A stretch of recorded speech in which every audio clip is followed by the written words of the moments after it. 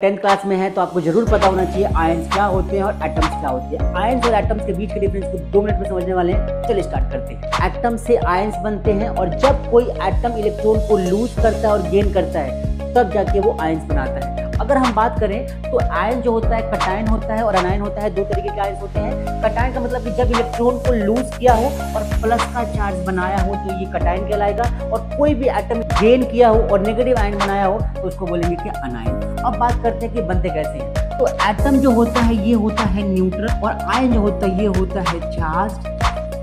तो एटम से ही आयन बनता है और एटम से आयन तब बनता है जब एटम क्या करता है, अपने आउटर मोस्ट ऑर्बिट से या तो इलेक्ट्रॉन को लूज कर देता है या इलेक्ट्रॉन को गेन कर लेता है। 2 ही केस होते हैं। अगर इलेक्ट्रॉन को लूज करेगा तो ये बनाएगा पॉजिटिव आयन, अगर इलेक्ट्रॉन को गेन करेगा तो ये बनाएगा नेगेटिव आयन। अब बात करते हैं कि सोडियम है। सोडियम के पास 11 इलेक्ट्रॉन्स होते हैं और ये एक न्यूट्रल बॉडी होती है।